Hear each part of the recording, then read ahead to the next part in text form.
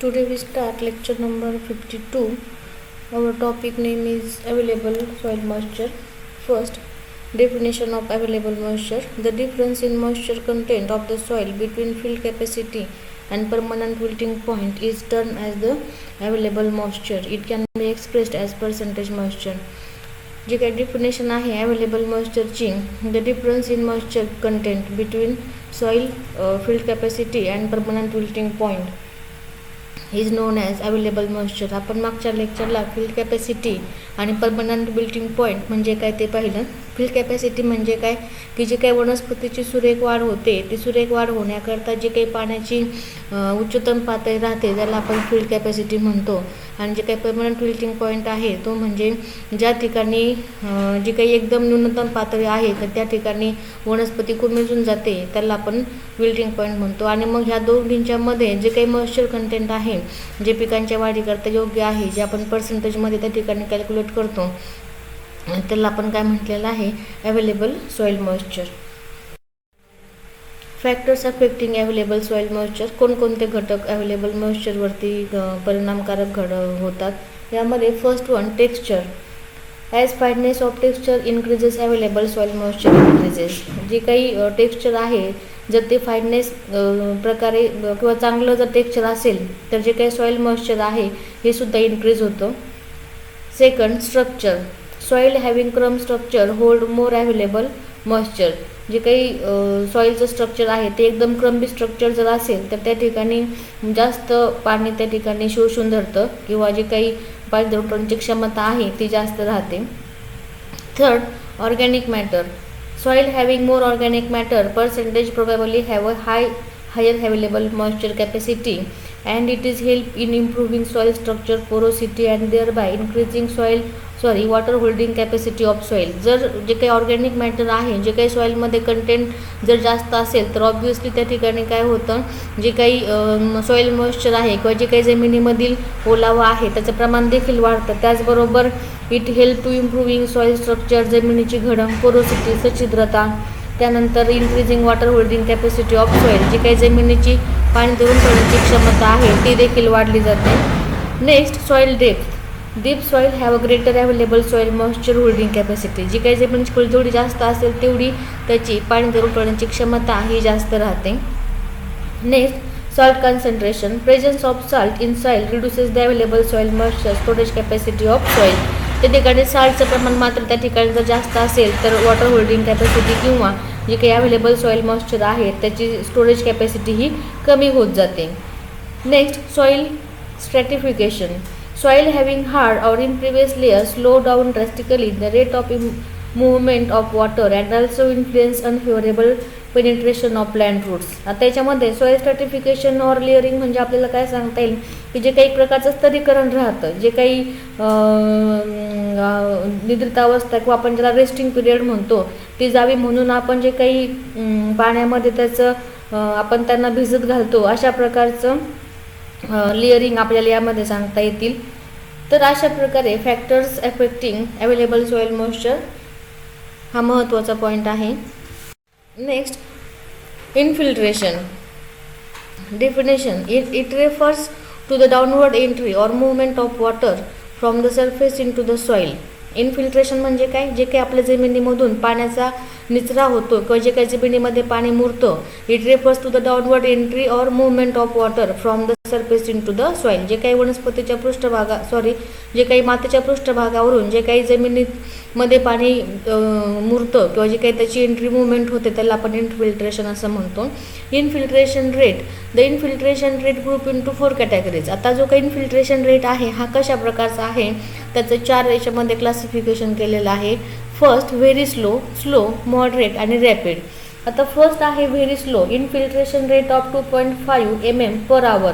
जो काही पर आवरमध्ये infiltration rate जो काही आहे 2.5 mm आहे. For example, in very clay soil, जी काही चिकन माती आहे ह्या चिकन मातीमध्ये इन्फिल्ट्रेशन रेट हा व्हेरी स्लो आहे, कारण त्यामध्ये जो काही मातीचा प्रकार आहे त्याच्यावरती डिपेंड राहतं आणि म्हणून पर आवरला 2.5 mm असा प्रकारचं इन्फिल्ट्रेशन रेट क्लेई सॉईलचा आहे. त्यानंतर स्लो.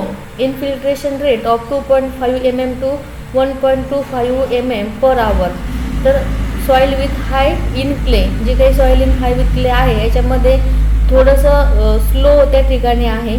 त्यानंतर moderate infiltration rate of 1.2 to 2.5 centimetre per hour, जे काही सँडी लोम आहे किंवा सिल्ट लोम आहे, वालुकामय जमीन अशा प्रकारचं त्यांच्यामध्ये मॉडरेट इनफिल्ट्रेशन रेट आहे.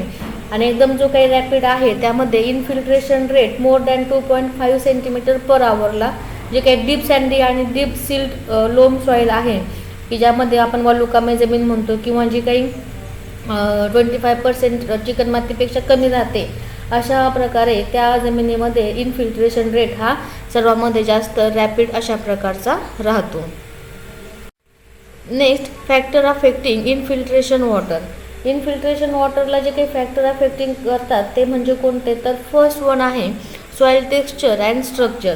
सॉईल टेक्स्चर अँड स्ट्रक्चरमध्ये आपल्याला काय सांगता येईल, as the soil become lighter in texture, जे काही सॉईल ही लायटर आहे, भारी जे काही पोत आपण त्याला म्हणतो, that means more loamy or sandy the infiltration rate increases.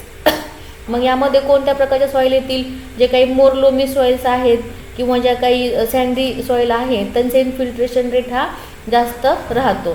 Similarly soil with large percentage of water stable aggregates have a faster rate of infiltration, ज्यामध्ये वॉटर स्टेबल ॲग्रिगेट्स आहे की ॲग्रिगेट्स म्हणजे आपल्याला काय सांगता येईल, जे काही निरनिराळ्या प्रकारचे जे काही धातूचे जे काही ढेकूळ असतात अशा प्रकारचे, मग यांच्यामध्ये जे काही वॉटर होल्डिंग कॅपॅसिटी किंवा जे काही इनफिल्ट्रेशन राहतं ते जास्त फास्ट राहतं.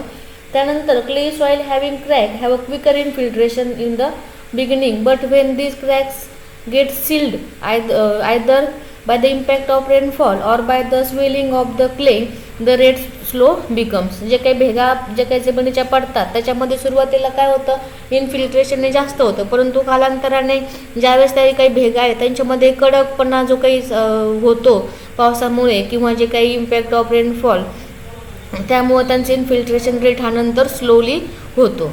सेकंड आहे a compactness of soil surface. A compact soil surface permit less infiltration, whereas more infiltration occurs from loose soil surface. जो काही जमिनीचा पृष्ठभाग हा थोडासा जर टणक असेल किंवा जर कडक असेल त्याच्यामधून इन्फिल्ट्रेशन पटकन होत नाही, परंतु आपण तोच जर थोडंसं लूज सॉईल त्या ठिकाणी जर केलं, आपण त्याकरता जी काही मशागतीची कामं करतो आणि म्हणून त्याच्यामधून काय होतं, इन्फिल्ट्रेशन रेट त्याचा हा जास्त प्रमाणामध्ये होतो. थर्ड आहे initial soil moisture content. Dry soil have faster rate of infiltration as the soil moisture content rises, infiltration rate decreases. याच्यामध्ये मग जे काही ड्राय सॉईल राहते त्याच्यामध्ये इन्फिल्ट्रेशन रेट हा फास्ट राहतो, परंतु ज्यावेळेस त्याच्यामध्ये मॉइश्चर कंटेंट राहतं त्यावेळेस इन्फिल्ट्रेशन रेट हा डिक्रीज होतो.